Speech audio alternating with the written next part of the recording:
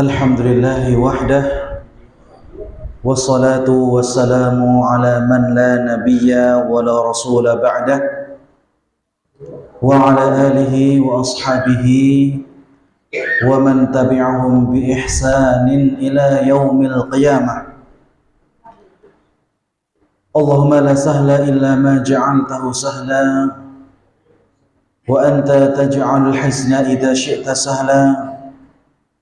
Allahumma alimna ma yanfa'una wanfa'na bima 'allamtana wa zidna 'ilma ya rabbal alamin.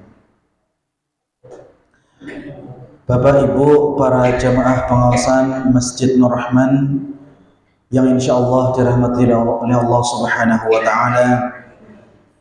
Alhamdulillah, di malam hari ini, di malam Selasa, malam ke-18 dari bulan Rabiul Awal 1445 Hijriah, kembali Allah Subhanahu wa taala masih memberikan kepada kita kesempatan, kesehatan untuk bisa duduk bermajelis di rumah di antara rumah-rumah Allah Subhanahu wa taala, yang mudah-mudahan Bapak Ibu yang dirahmati Allah, apa yang kita lakukan pada kesempatan malam hari ini diganjar pahala yang besar di sisi Allah Subhanahu wa taala. Amin amin ya rabbal alamin. Bapak Ibu yang dirahmati Allah Subhanahu wa taala,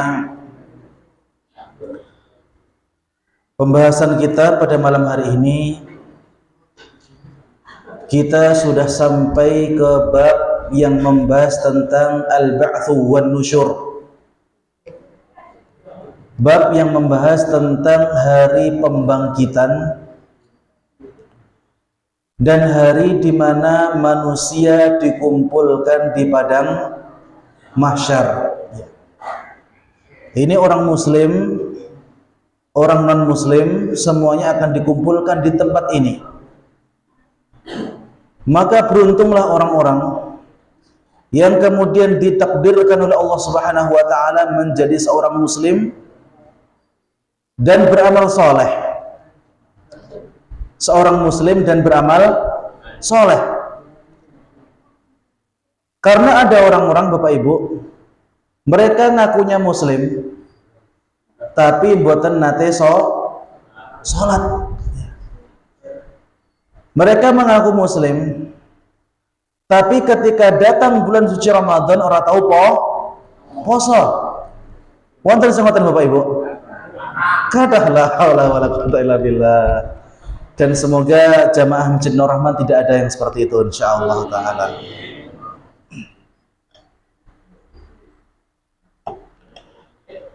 Bapak Ibu yang dirahmati Allah Subhanahu wa taala,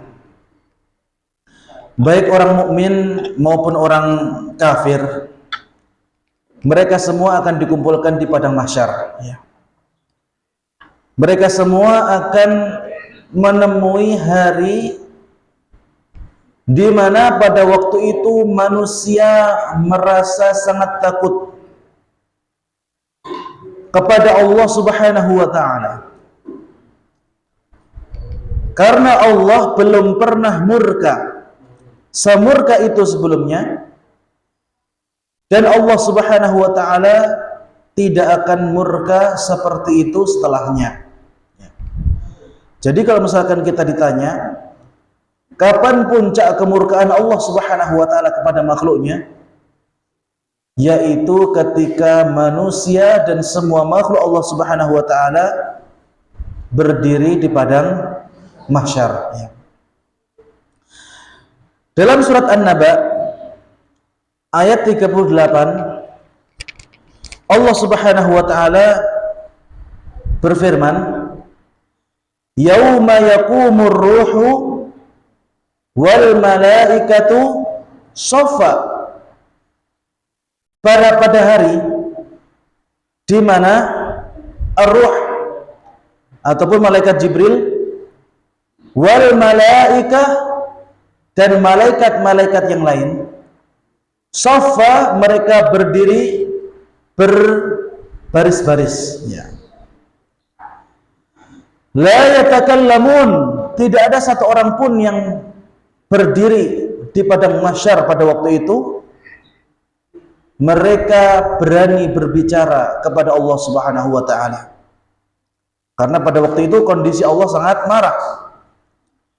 Illa man adzina lahur rahman, kecuali mereka yang diizinkan oleh Ar-Rahman, yang diizinkan oleh Allah Subhanahu wa taala untuk berbicara. Wa qala shawaba, dan ketika pertanyaan-pertanyaan itu ditanyakan Allah Subhanahu wa taala kepada makhluknya, pasti semua orang mengatakan iya. Tidak ada satupun manusia yang mengingkari tentang keagungan Allah Subhanahu wa taala pada waktu itu. Dzalikal yaumul haq, dan itulah hari kebenaran, hari kebenaran yang sesungguhnya. Bapak Ibu yang dirahmati Allah Subhanahu wa taala, sebagian orang menganggap bahwasanya ada justice di dunia ini, ada keadilan di dunia ini. Padahal orang yang seharusnya menegakkan keadilan, betapa banyak kemudian dari mereka yang kemudian tidak menegakkan keadilan, lebih sibuk atau lebih berani untuk menghukum yang lemah, sementara membiarkan mereka yang kuat. Dan ini sudah terjadi sejak zaman dulu Bapak Ibu, bukan cuma di era kita sekarang. Sejak zaman dulu seperti itu. Kepada orang yang lemah, kejam; kepada orang yang kuat, diam. Ya. Maka Bapak Ibu yang dirahmati Allah Subhanahu wa taala, kebenaran yang hakiki, keadilan yang hakiki, itu tidak mungkin didapatkan di dunia ini. Ya. Maka kalau misalkan ada yang terzalimi di dunia, kemudian belum sempat membalaskan kepada orang yang menzalimi, maka tunggu saja hari di mana orang yang terzalimi itu nanti akan diberikan haknya oleh Allah Subhanahu wa taala di negeri akhirat. Maka hendaknya orang kemudian takut kepada Allah ketika kemudian mereka menzalimi orang yang lemah ketika berada di dunia. Kemudian dalam surat Al-Waqiah Allah Subhanahu wa taala juga berfirman, "Idza waqa'atil waqi'ah." Ketika telah terjadi al-waqi'ah, yaitu hari kiamat, laisa liwaqa'atiha kadhibah. Pada waktu itu ketika kiamat terjadi, tidak ada satupun orang yang memungkiri. Khafidatur rafi'ah. Allah Subhanahu wa taala meninggikan mereka yang rendah dan merendahkan mereka yang tinggi. Orang-orang yang merasa tinggi hidupnya di dunia, padahal sebenarnya mereka itu adalah musuh Allah Subhanahu wa taala, maka mereka akan dibuat hina ketika hari kiamat itu terjadi. Al-Imam Ibnu Katsir rahimahullahu taala ketika menafsirkan firman Allah Subhanahu wa taala, khafidatur rafi'ah, orang-orang yang memiliki jabatan yang tinggi, kemudian jabatan yang tersebut digunakan untuk menzalimi orang lain, maka orang tersebut yang akan pertama kali dilemparkan ke neraka sa'ir, ke neraka yang panas. Idza rujjatil ardu rajja, ketika bumi itu terbelah, wa bussatil jibalu bassa, dan ketika gunung-gunung itu terpotong kemudian terbang. Ya kita semua sudah hafal ya dalam surat Al-Qari'ah bahwasanya gunung-gunung akan terbang seperti apa? Kunang-kunang, ya. Fakanat haba'an mumbatha. Dan ketika gunung tadi terbang, saling bertabrakan di atas, saking ya kuatnya goncangan dan juga angin yang ada pada waktu itu, maka gunung yang besar itu akan menjadi lebur, kemudian menjadi debu karena saking dahsyatnya pada waktu itu. Wa kuntum azwajan thalathah. Maka manusia pada waktu itu Bapak Ibu yang dirahmati Allah Subhanahu wa taala akan terbagi menjadi 3 golongan. Fa ashabul maimanati ma ashabul maimanah. Yang pertama yaitu ashabul maimanah, orang-orang yang akan diberikan kitabnya, catatan amal kebaikannya dari arah kanan. Dan mereka insya Allah adalah penghuni surga. Dan semoga kita semua yang hadir pada kesempatan malam hari ini termasuk orang-orang yang nanti akan diberikan kitabnya dari sebelah kanan. Amin ya rabbal alamin. Wa ashabul masy'amati ma ashabul masy'amah. Kemudian orang-orang kafir, orang-orang musyrik, orang-orang munafik serta orang-orang fasik, mereka akan diberikan kitabnya dari sebelah kiri. Kemudian mereka akan menjadi penduduk api neraka, wal a'yadu billah. Was-sabiquna sabiqun. Kemudian golongan yang ketiga, yaitu orang yang tidak termasuk bagian dari golongan kanan maupun mereka tidak termasuk juga bagian dari golongan kiri. Nah, terus tempat mereka di mana, Ustaz? Di depan, ya. Siapa itu yang berada di depan? Kata Imam Ibnu Katsir rahimahullahu taala, yaitu al-anbiya, para nabi, wasyuhada, dan orang-orang yang mati syahid, wassalihun, dan orang siddiqun wassalihun, ya, orang-orang yang benar-benar jujur dan orang-orang yang benar-benar bertakwa kepada Allah Subhanahu wa taala, mereka nanti akan dibarengkan, digolongkan bersama para nabi, para rasul serta para syuhada, ya. Bapak Ibu yang dirahmati Allah Subhanahu wa taala, pekan kemarin, ya, kita sudah membahas sedikit tentang trompet sangkakala ditiup. Dan juga dulu di khutbah kami yang pertama di sini, kami juga membahas 7 golongan yang nanti akan mendapatkan syafaat ataupun mendapatkan naungan di saat tidak ada naungan selain naungan Allah Subhanahu wa taala. Sab'atun yudhilluhumullahu fi dhillihi yauma la dhilla illa dhilluh. Ya. Ini yang bapak-bapak sudah tahu, tapi ibu-ibu belum dengar ini, ya. Tentu saja bapak-bapak yang hadir di khutbah saya waktu itu. Bukan cuma hadir, ya, hadir dan mendengarkan dan buatan tidur. Siapa itu 7 golongan yang akan mendapatkan naungan di saat tidak ada naungan selain naungan Allah Subhanahu wa taala? Yang pertama yaitu imamun adil, ya, imam yang adil. Tentu saja menjadi imam yang adil itu berat, Bapak Ibu, ya, berat, abot, ya. Apalagi kalau misalkan sudah bergabung dengan koalisi-koalisi yang tidak menguntungkan, maka akan sangat sulit, ya, untuk menjadi seorang imam yang adil. Makanya ketika kesulitannya itu besar, pahala yang diberikan oleh Allah Subhanahu wa taala bagi orang yang mampu juga besar, ya. Sebagaimana kaidah yang sudah kita sering ulang berkali-kali, al-ajru ala qadril masyaqqah, ya. Pahala itu bergantung dengan tingkat kesulitan sebuah amal ibadah, ya. Maka kalau misalkan sholat maghrib itu banyak yang datang karena itu merupakan waktu yang longgar, waktu yang mudah. Kemudian sholat-sholat yang sulit itu misalnya sholat subuh ataupun sholat asar, karena waktu itu capek-capeknya bekerja ataupun sibuk-sibuknya. Maka kemudian ketika ada orang yang melaksanakan sholat berjamaah di waktu-waktu itu, maka pahalanya akan menjadi besar di sisi Allah Subhanahu wa taala. Wa rajulun qalbuhu mu'allaqun fil masajid. Yang kedua adalah laki-laki ataupun perempuan juga yang hatinya terikat dengan masjid, ya. Kemudian yang ketiga, rajulani tahabba fillah ijtama'a alaihi wa yatafarraqu alaihi. 2 orang yang bertemu karena Allah dan juga berpisah karena Allah. Kemudian golongan yang keempat, ya, yaitu rajulun da'athu imra'atun dzatu mansubin wa jamalin, atau sebelum itu syabun nasya'a fi ibadati rabbi azza wa jalla, seorang pemuda yang menghabiskan masa mudanya dalam rangka ketaatan kepada Allah Subhanahu wa taala, ya. Karena masa muda, Bapak Ibu, ini waktu yang paling sulit orang untuk taat, ya. Dia mengatakan, "Wah, aku seneng nyapa kok soleh, engko les tuwek lagi soleh. Yo nek uripe teko tuwek, lek sosok wis mati piye?" Nah.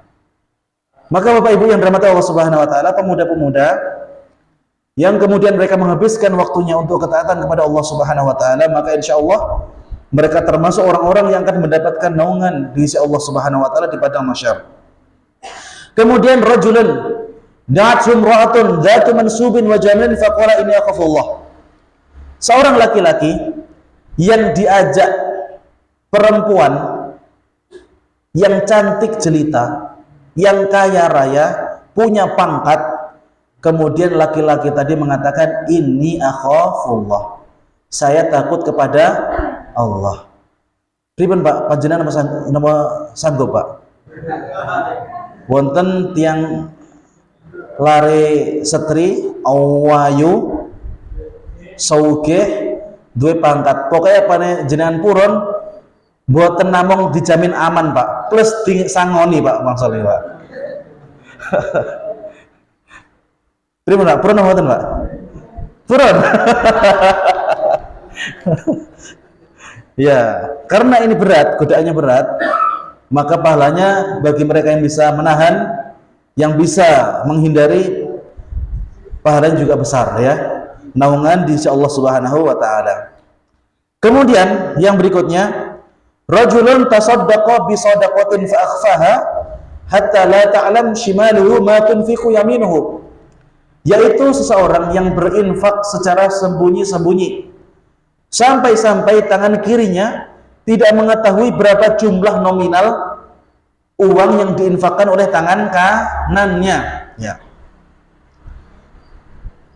Maka ketika infak sembunyi-sembunyi tadi dilakukan, insya Allah dia akan termasuk orang-orang yang akan mendapatkan naungan di padang mahsyar. Tapi Bapak Ibu, berinfak secara terang-terangan pun tidak menjadi masalah ya. Ketika kita memiliki niatan untuk memotivasi saudara-saudara kita, kita kemudian berinfak secara terang-terangan, sebutkan nama, tidak apa-apa. Ya. Masalah urusan ikhlas adalah urusan orang tersebut dengan Allah Subhanahu wa taala. Kita tidak usah mencampuri keikhlasan orang lain. Ya. Kalau misalkan seseorang tersebut berinfak, kemudian dengan menyebutkan namanya, kemudian ada orang yang mengikuti, maka itu insya Allah akan menjadi contoh yang baik serta menjadi amal jariah ya. Ketika ada orang lain yang mengikutinya, maka orang yang berinfak tadi dia akan mendapatkan pahala orang-orang yang berinfak setelahnya ya. Makanya kalau misalkan ada pembangunan apa-apa atau donasi apa-apa, list yang paling pertama nih Pak, itu yang paling banyak pahalanya, walaupun nyumbang sidik. Karena apa? Orang-orang yang list di bawahnya itu termotivasi gara-gara yang pertama ya. Maka kalau misalkan ada list sumbangan-sumbangan apa ya, bergegas ya untuk bisa ikut walaupun cuma sedikit ya. Dan dunia sidik Arabnya apa? Maksud Arab ngayak ya. Maka kalau misalkan adanya sedikit ya, berinfak sedikit pun tidak menjadi masalah ya. Kemudian yang berikutnya, rajulun dzakarallaha khaliyan faqadat 'ainah.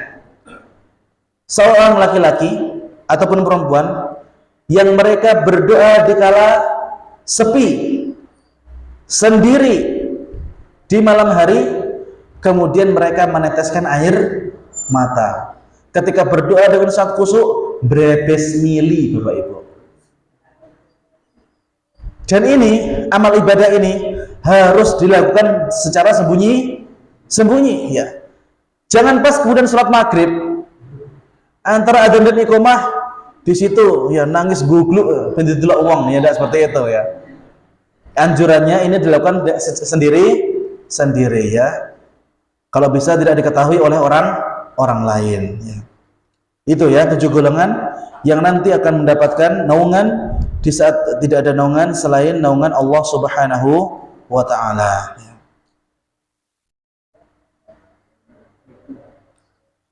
Baik, Bapak Ibu yang dirahmati Allah Subhanahu wa taala ya. Hadzal juz'u minal mawsu'ah huwa awwalul bidayah li yaumil qiyamah ba'da intahat al-awamil al-ardiyah. Bab yang akan kita bahas ini merupakan bab yang menjelaskan tentang fenomena alam semesta setelah hancurnya dunia ini. Karena setelah dunia ini hancur, logikanya Allah Subhanahu wa taala harus menyediakan sebuah tempat untuk mengumpulkan kembali umat manusia. Maka kalau misalkan orang itu dikumpulkan di awang-awang, Bapak Ibu, ini nggak bisa dibayangkan. Maka untuk bisa menjadi ibrah ataupun pelajaran bagi kita yang masih hidup, maka Allah Subhanahu wa taala menggambarkan bagaimana nanti kondisi ketika orang itu baru dibangkitkan. Ya. Dalam surat Ibrahim ayat 48, Allah Subhanahu wa taala berfirman, "Yauma tubaddalul ardu ghairal ardi was samawat." Hari di mana bumi ini diganti, ghairal ardi was samawat, dengan bumi dan langit yang lain. Bapak Ibu yang dirahmati Allah Subhanahu wa taala, selama ini yang Allah Subhanahu wa taala sebutkan senantiasa dunia dan 7 langit. Arsy Allah Subhanahu wa taala di atas langit ke-7. Maka ketika makhluk Allah Subhanahu wa taala itu tempatnya di bumi dan juga di langit, samawat, maka ketika Allah Subhanahu wa taala ingin menghancurkan makhluknya, maka Allah Subhanahu wa taala juga wajib untuk menghancurkan tempatnya. Maka bumi dan 7 langit yang ada saat ini itu nanti akan dihancurkan oleh Allah Subhanahu wa taala, kemudian diganti dengan bumi yang baru. Yauma tubaddalul ardu, pada hari di mana bumi ini diganti ghairal ardi was samawat, dengan bumi dan langit ke-7 yang baru, yang lain. Hal ini menunjukkan bahwasanya nanti ketika di padang mahsyar manusia akan dikumpulkan di bumi yang satu. Maka bumi yang ada sekarang ini tidak mungkin bisa nampung, Bapak Ibu. Tidak mungkin bisa nampung manusia sejak zaman Nabi Adam sampai hari kiamat. Wa barasulillahil wahidul qahar. Dan pada waktu itu nampaklah Allah Subhanahu wa taala al-wahid, satu-satunya, al-qahar, zat yang mampu untuk memaksa semua hambanya. Naam, barasulillahil wahidul qahar ala ardil mahsyar alladhi a'adahu Allah Subhanahu liyaumil qiyamah ala tulihi walladhi yamtaddu ila 50 alf sanah. Bapak Ibu yang dirahmati Allah Subhanahu wa taala, bumi dan langit yang baru yang nanti akan Allah Subhanahu wa taala siapkan bagi kita semua, tentu saja harus memiliki keistimewaan yang lain. Dia wajib lebih kokoh, Bapak Ibu. Dia wajib harus lebih besar. Dia wajib harus lebih datar dibandingkan dengan bumi kita saat ini. Kenapa? Karena bumi yang akan kita huni nanti di padang mahsyar 50 alf sanah. Kita akan berada di sana selama 50.000 tahun. Berapa lama itu Bapak Ibu 50.000 tahun? Sangat lama. Sekarang aja kita baru 2023 ya. Sebelum Masehi ada berapa lama wallahu alam ya. Hanya Allah Subhanahu wa taala yang mengetahui. 50.000 tahun sangat lama. Wa kana yauman 'inda rabbika ka alfi sanatin mimma ta'udun, dan satu hari di sisi Allah Subhanahu wa taala itu sama seperti 1000 tahun hitungan kita. 50.000 tahun dikalikan 1000 lagi. Gimana ini, Pak? Bisa bayangkan berapa, Pak? 50 juta ya, Masya Allah ya. Maka orang-orang yang bekalnya sedikit, Pak, nangis getih, Pak Tengguru, Pak. Apa yang mau dibangga-banggakan? Jabatan, tidak payu lagi. Mau nyuap malaikat, malaikat tidak mau disuap ya. Maka yang bisa kita bawa pada waktu itu yaitu amal soleh. Anak-anak yang kita banggakan, istri-istri yang kita sayangi, suami-suami yang menyayangi istrinya. Pada waktu itu semuanya nafsi-nafsi. Pada waktu itu semuanya nafsi-nafsi, sendiri-sendiri.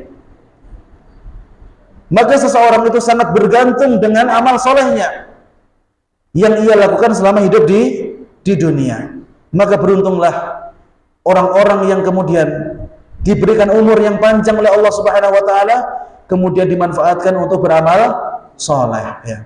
Mudah-mudahan panjenengan semua termasuk orang-orang yang diberikan umur yang panjang oleh Allah Subhanahu wa taala. Amin ya rabbal alamin. Bapak Ibu yang dirahmati Allah Subhanahu wa taala, dalam surat Al-An'am ayat 93 Allah Subhanahu wa taala berfirman, "Wa laqad ji'tumuna furada kama khalaqnakum awwala marrah wa taraktum ma khawwalnakum wara'a dhuhrikum." Wa laqad ji'tumuna, maka sungguh kalian telah datang kepada kami furada, sendiri-sendiri, kama khalaqnakum awwala marrah, seperti dahulu ketika kami menciptakan kalian itu juga dalam kondisi sendiri-sendiri. Wonten Pak mriki tiyang ingkang lahir jebrul rombongan setunggal kampung, wonten?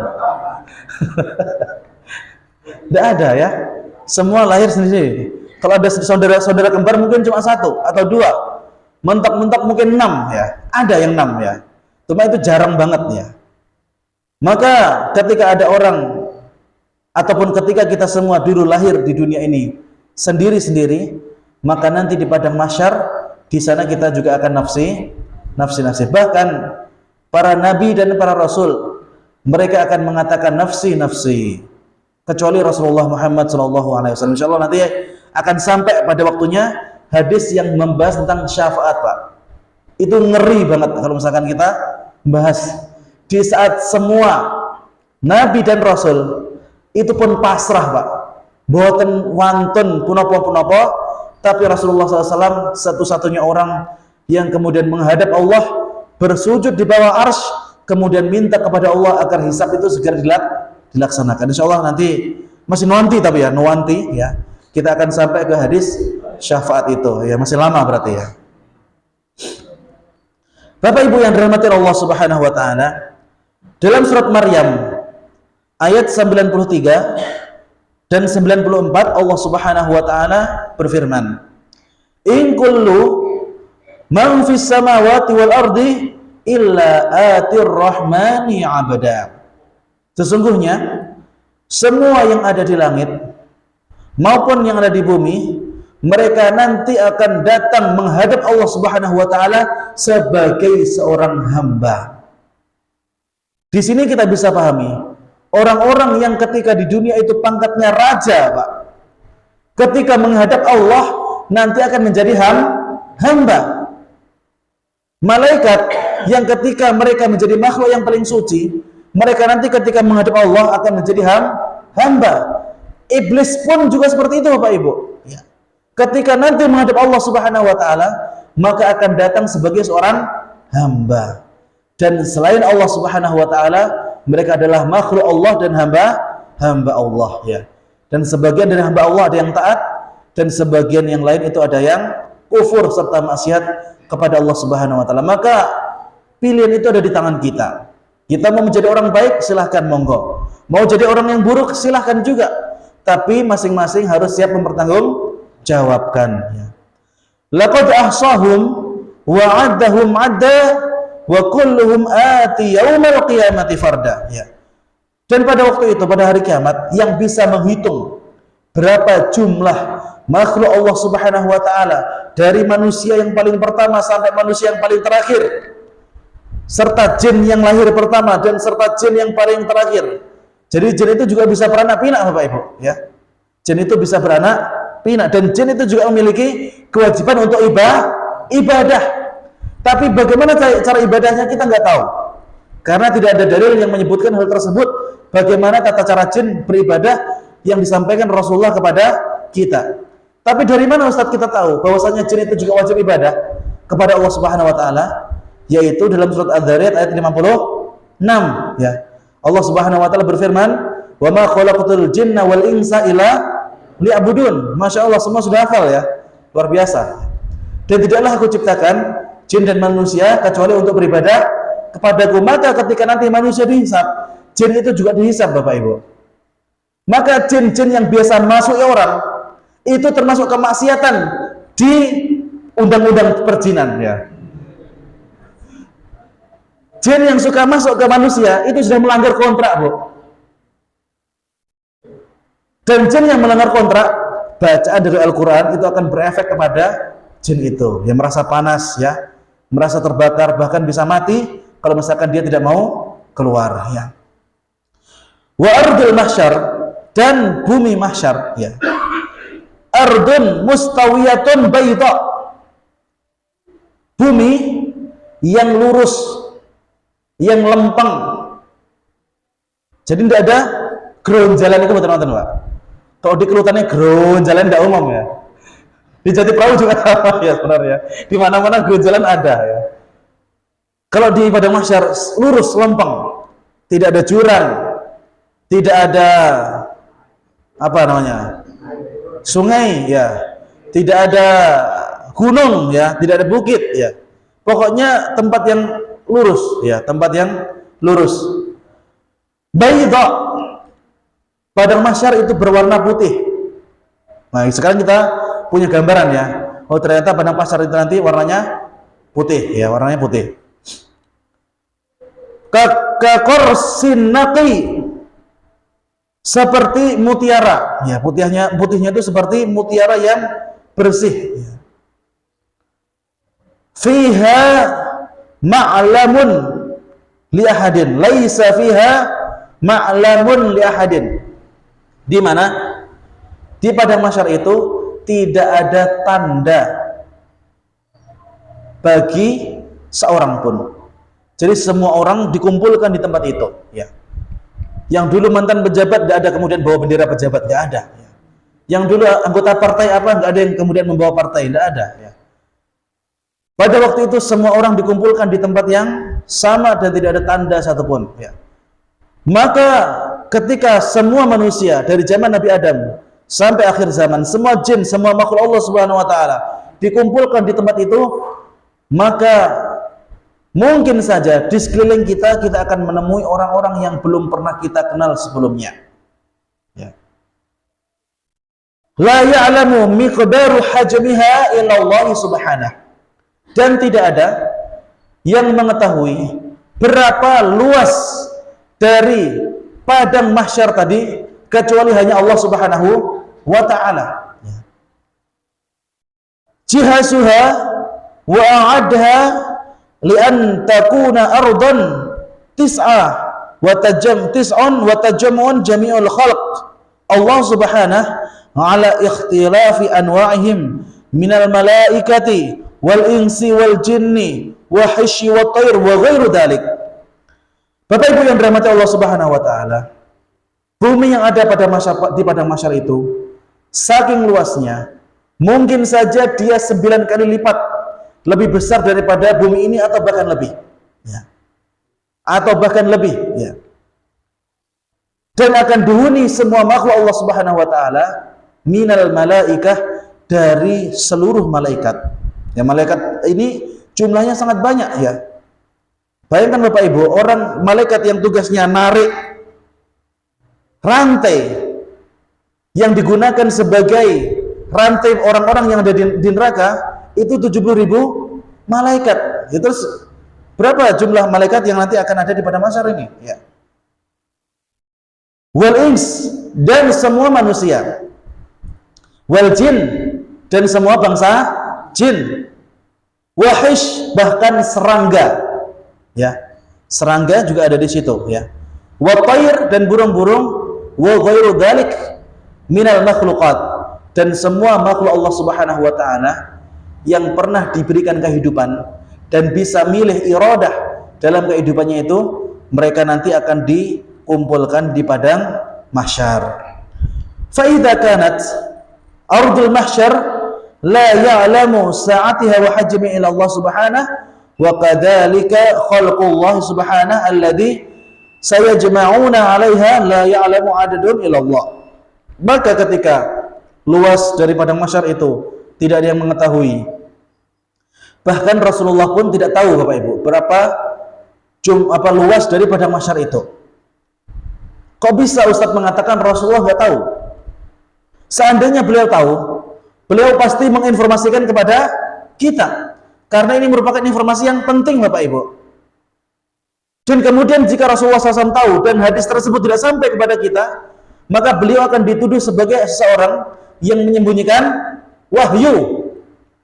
Maka ketika tidak ada hadis yang menjelaskan tentang luas dari padang mahsyar dan berapa jumlah dari makhluk Allah Subhanahu wa taala, ini menunjukkan bahwasanya hatta Rasulullah SAW pun tidak tahu. Maka kalau misalkan ada kemudian orang yang ngarang, Pak, aku tahu jumlahnya makhluk Allah di padang mahsyar berapa? 9 miliar 900 juta 999 gitu. Ini pasti ngarang orang tersebut ya. Pasti ngarang ya. Fa subhanallah al-qadir wal mutaqaddir al-alimul khabir alladzi la ya'zubu anhu mithqala dzarrah wala fis samawati wala fil ardi wa huwa al-khabirul alim. Dan maha suci Allah Subhanahu wa taala, al-qadir yang maha mampu, al-mutaqaddir yang maha kuat untuk bisa melakukan itu, al-alim al-khabir yang maha mengetahui, alladzi la ya'zubu anhu mithqala dzarrah, yang tidak ada satupun di antara makhluknya yang paling kecil yang terluput dari pengadilan Allah Subhanahu wa taala. Bahkan Bapak Ibu, nanti akan dijelaskan ya, nanti ya, nuanti ya. Tapi akan saya spill supaya menjadi informasi tambahan. Kambing yang tidak memiliki tanduk. Kambing yang tidak memiliki tanduk.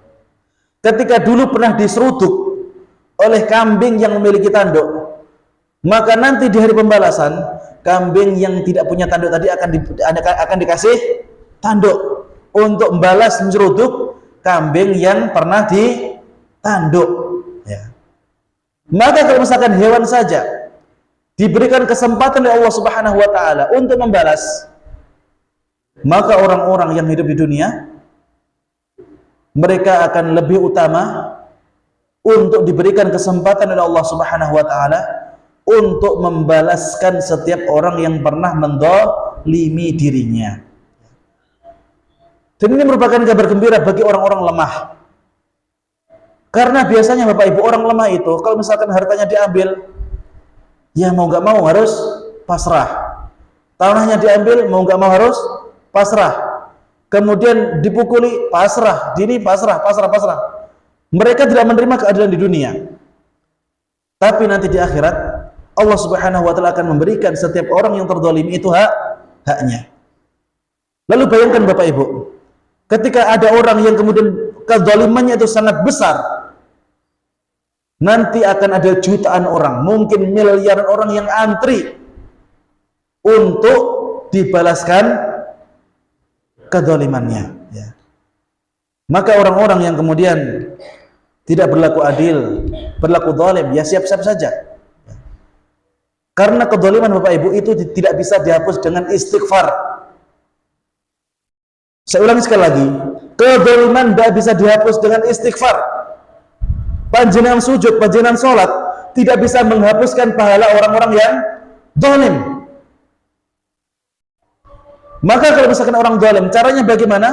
Orang tersebut wajib untuk minta maaf dan wajib untuk minta keridhaan kepada orang yang pernah dizalimi. Maka Bapak Ibu yang dirahmati Allah Subhanahu wa taala, adzulmu dzulmatun yaumal qiyamah. Ya, kezaliman ini merupakan kegelapan dari hari kiamat, dan semakin dekat manusia dengan hari kiamat, maka kezaliman itu nanti akan semakin banyak ya, wallahu musta'an ya. Mungkin itu sedikit yang bisa kami sampaikan di kesempatan malam hari ini, dan seperti biasa sebelum kita tutup, kita akan memberikan kesempatan 1/4 jam ya, masih lama ya. Silakan bagi yang mau bertanya, kami persilakan untuk bertanya ya. Oke, silakan Ibu-ibu.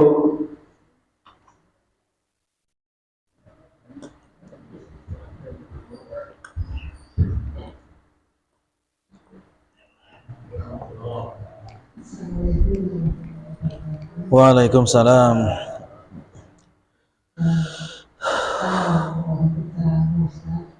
Tadi kalau Ustaz berikan, kalau kita karena ada orang yang tadi dolimi tadi ya tadi.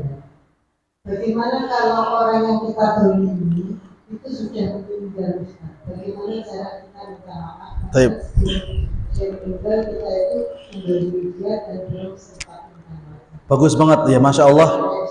Ini pertanyaan yang sangat bagus. Dan sebenarnya saya tuh pengen pertanyaan seperti ini tuh keluar dari orang-orang yang besar, yang pernah menjabat sebagai seorang bupati atau wali kota atau presiden. Lah iso tekok ngene iki, Pak. Artinya apa? Ada etikat baik untuk tobat. Ya.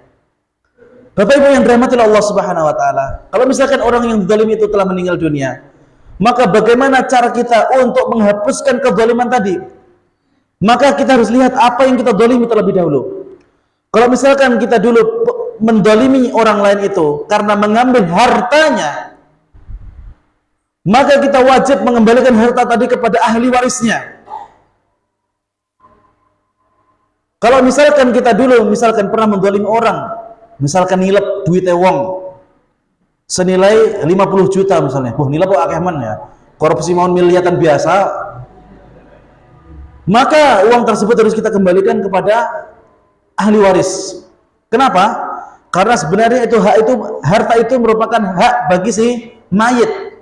Dan ketika si mayit ini meninggal, itu nanti akan menjadi hak siapa? Ahli waris. Ya. Itu kalau misalkan yang didolimi itu telah meninggal dan ahli warisnya ada, dan yang didolimi itu adalah berupa pengambilan hak berupa harta. Tapi kalau misalkan bentuk kedoliman itu adalah misalnya kita pernah mukul orang dengan tanpa sebab, ya, ataupun kita melakukan kedoliman yang lain, kemudian sebelum kita minta maaf orang tersebut telah meninggal dunia, maka kita bisa bersedekah atas nama orang tersebut.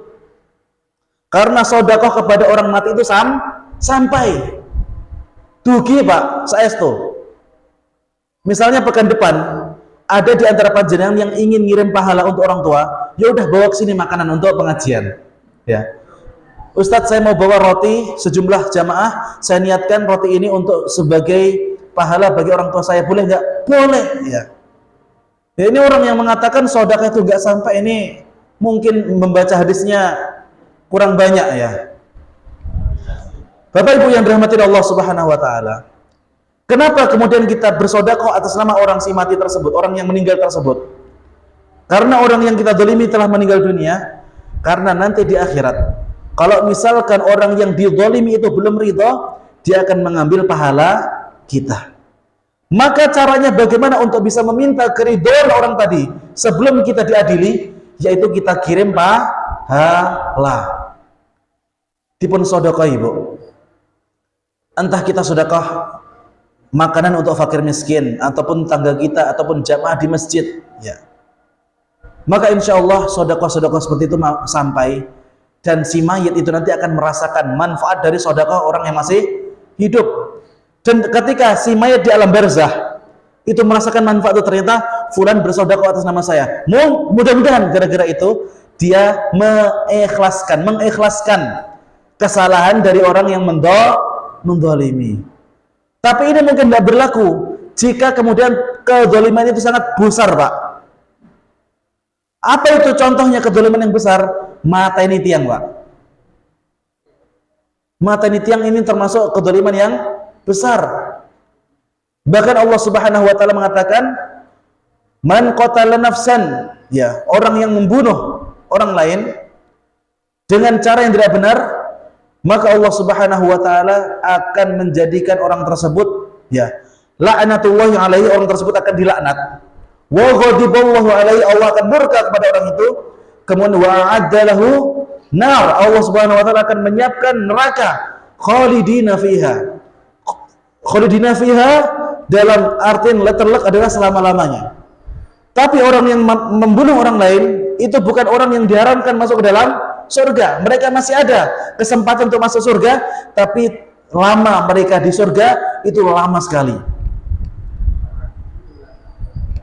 Saking lamanya, hampir-hampir saja boleh dikatakan khalidina fiha. Karena orang yang khalidina fiha dalam Al-Quran itu cuma 3.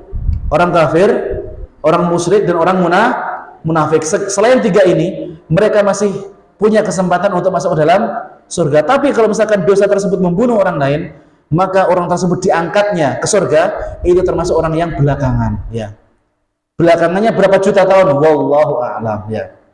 Maka semakin besar kedzaliman yang pernah dilakukan, sedekah kudu luwih akeh, ya. Seperti itu ya, wallahu alam. Ya. Silakan berikutnya. Ya, silakan. Tapi kalau dari sisi yang mendolimi, sekarang dari sisi yang dizolimi. Yang dizolimi, oke. Okay. Dizolimi itu jikalau memaafkan ya. apapun yang dizolimi seseorang, apakah yang menzolimi itu terlepas dari dosa ataupun siksa besok? Ya, betul sekali. Kalau misalkan orang yang didolimi itu ridho, maka Allah Subhanahu wa Ta'ala akan melepaskan orang yang mendolimi itu dari dosa mendolimi orang tadi. Tapi Mas Agus, ada memang bentuk-bentuk dosa yang itu sangat susah untuk dilupakan. Mas Agus putaran ini pinten? 3. Tiba-tiba ada perampok mata ini semua anak Mas Agus. Kira-kira Mas Agus mau maafkan perampok tadi? Tidak mungkin. Saya pun tidak akan memaafkan Bapak Ibu sampai hari kiamat. Iya, serius. Masa panjenengan putaran ini patah ini kabeh lilo. Ya. Kecuali kebiasaan orang-orang yang Masya Allah ada seorang ulama ya dari luar negeri yang itu anaknya terkena perampokan di tengah jalan, anak satu-satunya meninggal. Kemudian di persidangan diberikan kesempatan apakah pihak-pihak keluarga itu ingin memaafkan atau mengadili orang tadi kemudian dibunuh ya. Karena peraturan di negara itu yang membunuh dibunuh ya. Tidak seperti di negara Konoha ya, membunuh siapa kan? Ya, wallahu alam ya. Bapak Ibu yang dirahmati Allah Subhanahu wa taala. Untuk mencari keridhaan itu sulit. Angel, Pak. Maka ketika seorang itu mendolimi, orang tersebut sebenarnya harus mikir 2 kali sebelum dia mendolimi orang lain, karena meminta keridhaan di akhirat itu harus diganjar dengan pahala. Kalau misalkan pahalanya masih diambil kemudian diberikan orang yang didolimi, kalau pahalanya habis gimana? Keburukan dari orang yang didolimi tadi dibruk neneng sing mendolimi. Kalau misalkan Mas Agus memaafkan orang yang mendolimi, insya Allah orang yang didolimi itu nanti tidak akan dihukum ataupun tidak akan diadab karena kedoliman yang pernah dilakukan kepada Mas Agus ataupun keluarga ataupun siapapun yang pernah didolimi. Tapi rasanya Bapak Ibu, kalau misalkan kedolimannya itu benar-benar berat, rasanya kok berat orang itu memaafkan begitu saja. Lalu sembutan Bapak Ibu, iya berat Bapak Ibu ya. Makanya di sini ada 2 nasihat sebenarnya. Nasihat kepada orang yang mendolimi, hati-hatilah sebelum mendolimi. Karena pahala Anda nanti akan diambil atau dosa orang lain akan dibrukne teng orang yang mendolimi tadi. Kemudian nasihat bagi orang yang terdolimi, jika tidak bisa membalas di dunia, ya bergembiralah karena nanti Allah Subhanahu wa taala yang akan membalaskan ya kedzaliman yang menimpa panjenengan seperti itu. Ya wallahu alam.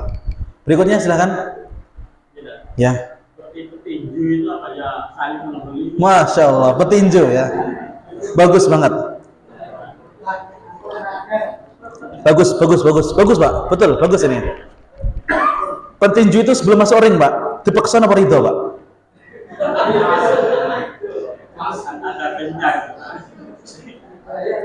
Ya.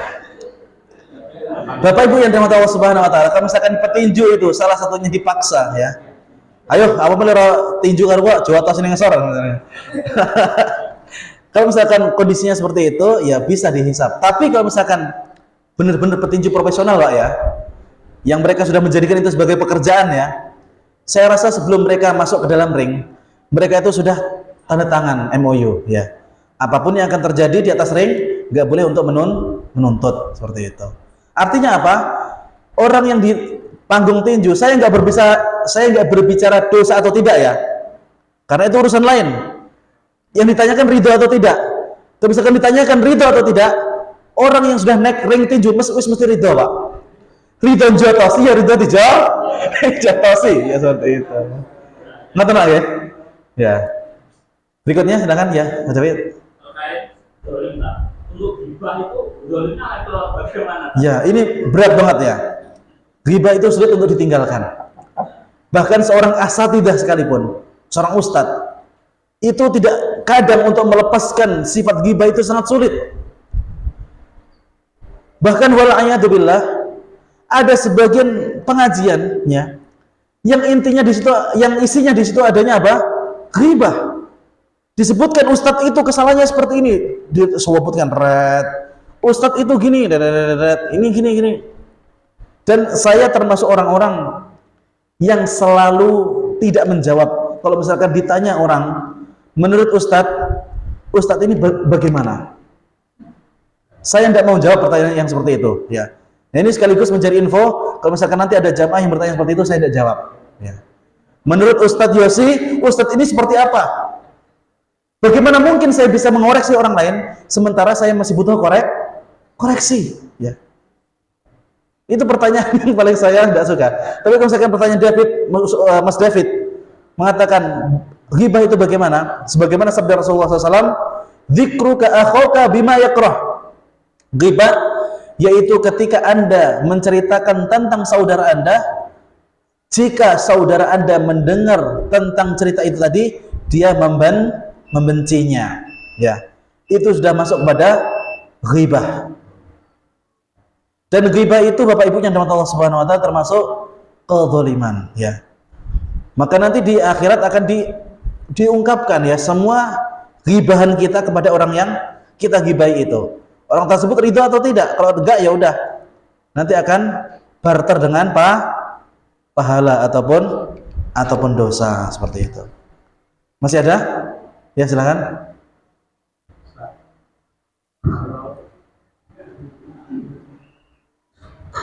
Sebutkan bahwasanya bumi lain air. Iya, betul.